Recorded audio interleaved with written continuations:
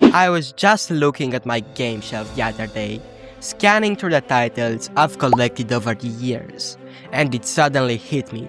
It is now March 2026. When I stopped to do the math, I realized it has been nearly 9 years since Super Mario Odyssey first landed on our consoles back in 2017. To put that in perspective, that is almost a decade without a brand new mainline 3D Mario adventure, which is kind of insane when you really sit down and think about it. We all know the common pain of waiting for that next massive, world-changing title from Nintendo.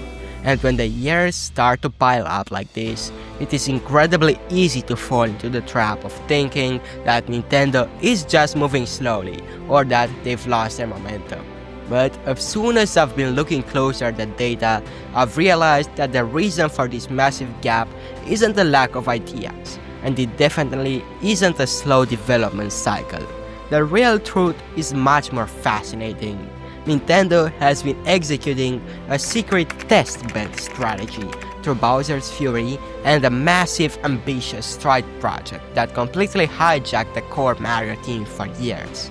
Today we are going to dive deep and break down exactly why this happened, what has been going on behind the scenes, and why a full-scale open-world Mario is finally imminent. Just a quick disclaimer, before we get into the weeds, I don't have any secret insider information or leaked documents from Nintendo HQ. I'm just an enthusiast putting together some very clear industry patterns and trends that paint a pretty interesting picture of the future. So let's treat this as a deep dive into the possibilities. To understand why this 9-year gap is so unusual, we have to look at the Nintendo history. Typically, these flagship 3D Mario games have a maximum 5-year gap between them. Think about the transition from Mario 64 to Sunshine, or Sunshine to Galaxy. There was always a steady rhythm to these releases. But this time, the goalposts didn't just move, they were completely relocated by two specific projects, Bowser's Fury and Donkey Kong Bonanza. Let's talk about Bowser's Fury first. When it launched alongside the 3D World port, many of us saw it as a fun, albeit short bonus mode. It was only about 3 hours long, but looking back now, it clearly served a massive, much more significant purpose as a technical and conceptual testbed for what the future of Mario looks like.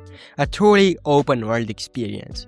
Nintendo has a very long history of using these smaller, lower-stakes projects to test out radical new ideas before they commit them to a full-price, 5-year development cycle without telling the public what they are up to. In Bowser's Fury, they are testing the snappy, precise controls that we loved in Odyssey, but they are seeing how they felt in a seamless, interconnected world rather than isolated kingdoms. They are likely gauging how players would handle a game without traditional levels, or loading screens where you can see your next objective off in the distance, and just run toward it. The industry feedback was clear. Gamers absolutely love that bite-sized taste of freedom. This success essentially greenlit the next logical step for the franchise, taking those experimental mechanics and expanding them into a full-scale massive open-world experience. But if Bowser's Fury was the test, what was the distraction that caused such a long delay? That brings us to the biggest factor in this timeline, Donkey Kong Bonanza. It's a detail that often gets overlooked. But for the last 3 years, the core elite team responsible for the masterpiece that was Mario Odyssey was redirected. They weren't working on the next Mario. They are focused almost entirely on giving Donkey Kong his own massive high-budget 3D experience. Having your lead 3D Mario developers occupied with a different franchise for that long is exactly why the development of a new Mario title has taken such an unusual amount of time. It's hard to say exactly why Nintendo made that specific call at that time. Maybe they felt the Donkey Kong brand needed a massive revitalization to coincide with the new hardware. Or maybe the Odyssey team itself had a specific groundbreaking vision for DK that only they could execute. They might have just wanted to try something fresh and creative to avoid developer burnout before returning to their mascot. Whatever the reason, that 3-year pivot meant that the next Mario game had to wait its turn in the production line. This leads us to a crucial piece of the puzzle: strategic spacing.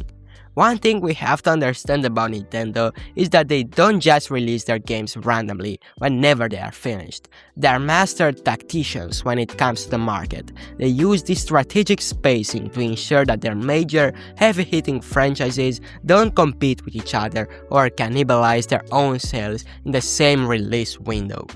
Since the Nintendo Switch 2 launched with Mario Kart World as the primary system-selling title, Nintendo has been very careful about what comes next. They've been giving titles like Donkey Kong Bonanza, Metroid Prime 4, and Pokémon Legends ZA their own dedicated spotlight to keep the hardware sales momentum going strong throughout 2025 and into 2026.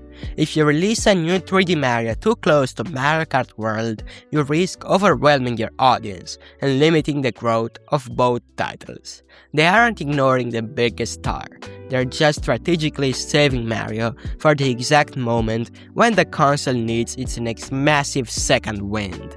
So here we are, sitting in March 2026, and when you look at all these pieces, the testbed of Bowser's Fury, the completion of the Donkey Kong project, and the current release schedule are finally right in that sweet spot. Based on these patterns, a reveal or even a surprise release should be absolutely imminent. At the end of the day, we aren't just looking at Odyssey 2, we're looking at the game that will likely fix the minor experimental problems of Bowser's Fury, like the sometimes repetitive nature of the Fury Bowser fights, and massively expand on that feeling of total open world freedom that we all feel in love with.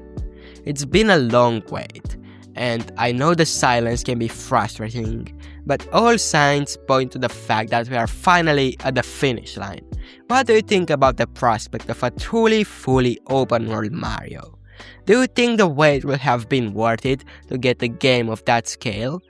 Let me know your thoughts in the comments below. If you enjoyed this deep dive and want to see more analysis like this, I'd really appreciate if you could like, subscribe, and share this video so we can keep the conversation going. Like always, I'll see you guys on the next one. Bye!